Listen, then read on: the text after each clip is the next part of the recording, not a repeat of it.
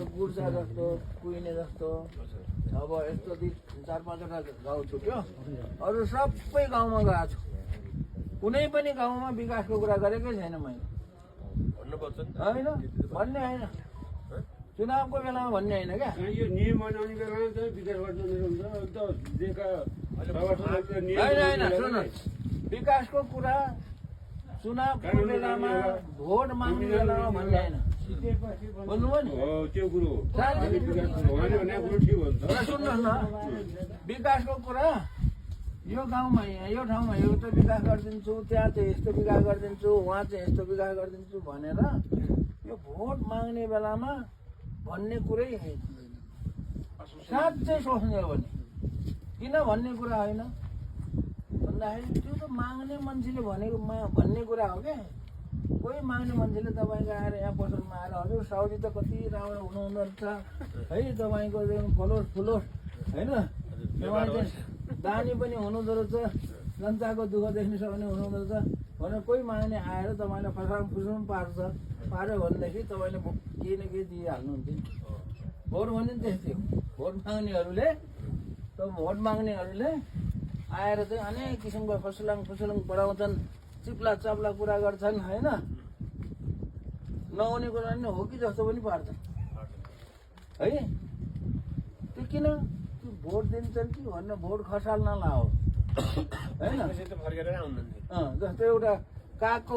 कथा सुन्नु भएको छ एउटा कागले चाहिँ एउटा पसलबाट रोटी चोरेर गएछ अरे रुखको हावामा बसेछ अरे होइन अनि स्यालले देखेछ अरे स्यालले देखेर त्यसको उपाय निकालेछ अरे त्यसको त्यो रोटी खान पर्यो भनेर तलबाट काग तपाईँले कति राम्रो हुनुहुँदो रहेछ गीत पनि एकदम राम्रो गाउनुहुन्छ अरे भन्ने सुनेको छु लौ त एकपटक गीत गाइदिनुहोस् त भनेर फगाएछ अरे क्या त्यसलाई कागलाई अनि काग त के गरेछ भने चिप्ले बसिहाल्यो त होइन गीत गाउनु परेन कहाँ गर्दाखेरि त रोटी खसेको स्याल भोट माग्ने आउने पनि त्यस्तै हुनेहरू त्यो फगाउन आफ्नो भोटरहरूलाई फसाउन के कुरा गर्छन् है अनि फसाइहाल्छन् त्यो माग भन्ने कुरा विकास भन्ने कुरा यो मैले चाहिँ गर्छ अरूले गरून् ठिक छ किनभने सबैले गर्छन् क्या सबैले गर्छन् नेपालभरिकोले गर्छन् यो चाहिँ आश्वासन दिन्छन् तर मैले चाहिँ दिन्न मलाई कस्तो लाग्छ भने भोट माग्ने बेला यसो भन्नुको अर्थ यो सोझै त हावा कुरा गर्नु जस्तो लाग्छ हावै कुरा हो है त्यसैले मैले के भनेको छु भने म अहिले केही भन्दिनँ विकासका कुरा बाचाका कुरा आश्वासनको कुरा केही गर्दिनँ म चाहिँ एउटा कुरा के भन्छु भने एउटा बाचा गरेको छु सबै जनतासँग म चुनाव जितेर उहाँ काठमाडौँ गएपछि उहीँ हराउँदिन भनेको काठमाडौँ हराउँदिन बेला बेलामा फर्केर आउँछु र पालिकामा घुम्छु पालिकाको जनप्रतिनिधिहरूसँग भेटघाट गर्छु भेटघाट गरेर उनीहरूसँग चाहिँ छलफल गरेर योजनाहरू बनाउँछ कुनै पनि सांसदले आफैले यो जिल्लाको लागि योजना बनाउने पालिकाले बनाउने हो क्या योजनाहरू त अनि पालिकाले बनाएको योजनाहरूलाई मैले सहयोग गर्ने हो लु बस्नुहोस् यहाँ बस्ने हो हामी छिटा मान्छेको उठ्ने हो त पालिकाले बनाएका योजनाहरू हुन्छन् सबै हरेक पालिकाको जनप्रतिनिधिहरू केका लागि ती योजना बनाउनु लागि नि त अनि पालिकाले योजना बनाएर त्यसलाई चाहिँ माथि पुर्याउने काम चाहिँ मेरो भयो योजना त पालिकाले बनाउनु पर्यो अब यो पालिकामा यो वडामा के गर्नु छ भन्ने कुरा यो वडाको मान्छेले भन्नु पर्यो कि मैले भन्ने हो होइन त्यसैले मैले यो गर्छु यो तपाईँको ठाउँमा यस्तो गरिदिन्छु तपाईँको ठाउँमा यस्तो गरिदिन्छु मैले केही भन्दैन अनि योजना बनाउने पालिका घुम्छु म योजना बनाउने हो उनीहरूसँग मिलेर सक्ने कामको योजना बनाउने अनि योजना मात्र बनाएर भने त्यसलाई बजेट कुन बजेट कहाँबाट कुन योजनालाई बजेट कहाँबाट ल्याउने त्यहाँ छलफल गर्नु पर्यो पालिका अनि त्यो कुरा चाहिँ मैले कहाँ पुर्याउनु पर्यो माथि पुर्याउने काम भयो मेरो भयो क्या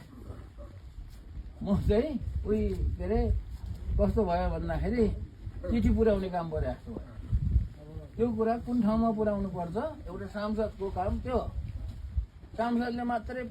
योजना बनाउने होइन, किनभने अहिलेको पालिका भनेको के हो, यो आफै सरकार हो त। भोलि जुनसुकै बजेट आए पनि, माथिबाट आए पनि पालिकामा आउँछ। सांसदले चाहिँ उहाँ के अरे सिंहदरबारबाट बजेट ल्याएर यहाँ खप्प हालिदिनु त सक्दैन त, दिँदैन सांसदलाई। त्यसको प्रक्रिया हुन्छ नि। त्यसैले विकासका कुराहरू म पटक्कै गर्दैन। विकासका कुराहरू पछि गर्ने हो। पालिकाको जनप्रतिनिधिहरू, अध्यक्ष, उपाध्यक्ष, वडा अध्यक्ष, वडा सदस्य होइन, अनि समितिहरू पनि त हुन्छन् गाउँमा, के के समितिहरू हुन्छन्, उनीहरूसँग मिलेर काम गर्ने हो नि। सांसदले बनाइदिने होइन नि। उनीहरूले भन्ने हो मैले के गर्न सकिन्छ त्यसमा गरेर मैले मेरो जिम्माको कुरा म गर्ने हो। त्यसैले एउटा उम्मेदवारले यो भोट माग्न आउँदाखेरि जे जे कुरा भन्छन् त्यो सब हावा कुरा हो, कि गफ लागेको कुरा हो। कसरी गर्न सक्छ उसले? उम्मेदवारले कि आफ्नै खल्तीको पैसाले म तपाईँको गाउँमा मेरै पैसाले यस्तो बनाइदिन्छु भन्छ भने ठिक छ।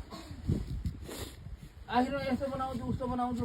भनेपछि पनि आखिरमा त बजेट ल्याउनु त माथिबाट हो त, सरकारबाट। सरकारबाट बजेट ल्याउनलाई के पालिकाबाट प्रक्रिया पुर्याएर माथि जानु पर्यो? त्यो हो यति गफ लाग्यो। ल पानी